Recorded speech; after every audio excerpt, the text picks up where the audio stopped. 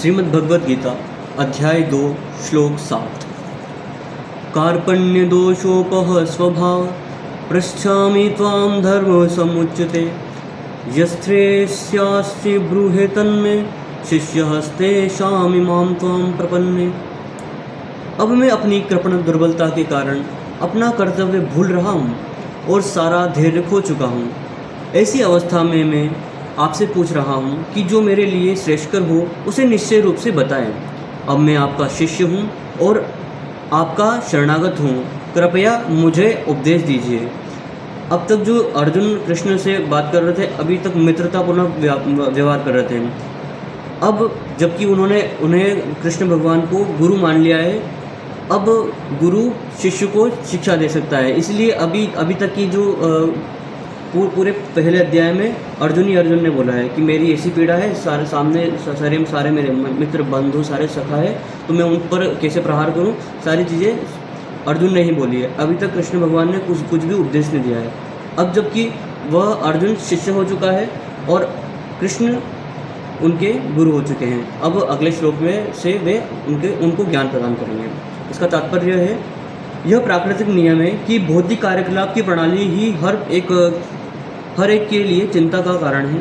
पग पग पर उलझन मिलती है, अतः प्रामाणिक गुरु के पास जाना आवश्यक है, जो जीवन के उद्देश्य को पूरा करने के लिए समुचित पथ निर्देशन दे सके। समग्र वैदिक ग्रंथ हमें यह उपदेश देते हैं कि जीवन की अनचाही उलझनों से मुक्त होने के लिए प्रामाणिक गुरु के पास जाना चाहिए। ये उलझनें उस दावाग्नि के समान है जो किसी के द्वारा लगाए बिना भभक उठती है।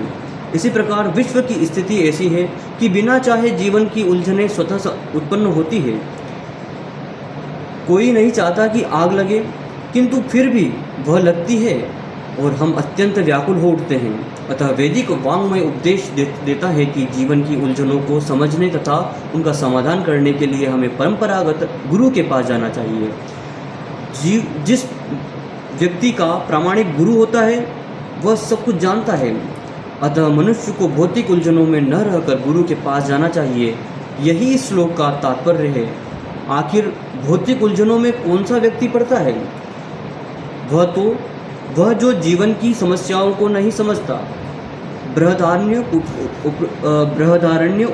उपनिषद में व्याकुल व्यग्र मनुष्य का वर्णन इस प्रकार हुआ है। यो वा एतदक्षरं गागर्य स्मा का प्रेति। कृपण वह है जो मानव जीवन की समस्याओं को हल नहीं करता और आत्म साक्षात्कार के विज्ञान को समझे बिना कुकुर सुकुर की भांति इस संसार को त्याग कर चला जाए, यानी कि मर जाए। इस संसार में जो जीवन दिया है वो ज्ञान प्राप्ति के लिए दिया है। ज्ञान प्राप्त करने के बाद में जो भी हमें उसके आगे का लक्ष्य है उसे प्राप्त करने के लिए दिया है, पर हम ज्ञान तक ही नहीं पहुंच पा रहे, यानी कि हम गुरु तक ही नहीं पहुंच पा रहे, तो हम ज्ञान कहाँ से मिलेगा? अगर ज्ञान नहीं मिला और मर गए तो वो कुकुर सुकुर यानी कि जो पशु पक्षी होते हैं उनकी ही भांति मनुष्य भी अपना जीवन गंवा देता है। जिसके लिए यह मनुष्य जीवन अत्यंत मूल्यवान निधि है, जिसका उपयोग वह अपने जीवन की समस्याओं को हल करने के लिए कर सकता है। अतः जो इस अवसर का लाभ नहीं उठाता वह कृपण है, दुर्बल है। ब्राह्मण इसके विपरीत होता है, जो इस शरीर का उपयोग जीवन की समस्त समस्याओं को हल करने में करता है। देहात्म बुद्धि वश कृपण या कंजूस लोग अपना सारा समय परिवार, समाज, देश आदि के लिए अत्यंत प्रेम में गंवा देते हैं। मनुष्य प्रायः चर्म रोग के आधार पर अपने पारिवारिक जीवन अर्थात पत्नी, बच्चों तथा परिवारजनों में आसक्त रहता है।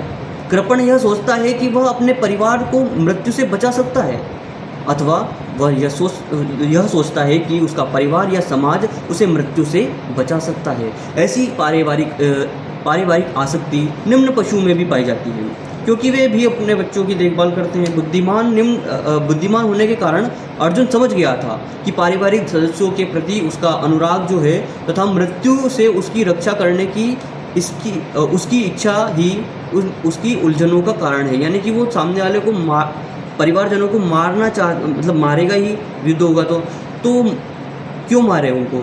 इस उलझन में पड़ा हुआ है। तो इसी की वजह से वो समझ नहीं पा रहा है कि मैं उसको सामने वाले से युद्ध करूं या ये युद्ध त्याग कर भिक्षा मांगने चले जाऊं। यद्यपि ये वह समझ रहा था कि युद्ध करने का कर्तव्य उसकी प्रतीक्षा कर रहा था, किंतु कृपण दुर्बलता के कारण वह अपना कर्तव्य नहीं निभा रहा है। अतः वह परम गुरु भगवान कृष्ण से कोई निश्चित हल निकालने का अनुरोध कर रहा है कि ये युद्ध जो है वो टल जाए। वह कृष्ण का शिष्यत्व ग्रहण करता है, वह मित्रतापूर्ण बातें बंद करना चाहता है। गुरु तथा शिष्य की बातें गंभीर होती हैं, और जब अर्जुन अपने मान्य गुरु के समक्ष गंभीरतापूर्ण बातें करना चाहता है, इसलिए कृष्ण भगवद गीता ज्ञान देते हैं। आदि गुरु है और अर्जुन गीता समझने वाला प्रथम शिष्य है। अर्जुन भगवद गीता को किस तरह समझता है, यह गीता में वर्णित है। तो भी मूर्ख संसारी विद्वान बताते हैं कि किसी को मनुष्य रूप कृष्ण की नहीं बल्कि अजन्मा कृष्ण की तरह शरण ग्रहण करनी चाहिए। कृष्ण के अंत तथा बाह्य में कोई अंतर नहीं है। इस ज्ञान के बिना जो भगवद गीता को समझने का प्रयास करता है वह सबसे बड़ा मूर्ख है। यानी कि हमें समझना चाहिए कि जो कृष्ण है वही परम परमात्मा परमेश्वर है। इति श्रीमद्भगवद्गीता सूपनिषत्सु सुब्रह्म विद्यायोग शास्त्रे श्री कृष्ण अर्जुन संवादे अध्याय 2 श्लोक 7 समाप्त। वल्लभाधीश की जय, बांके बिहारी लाल की जय।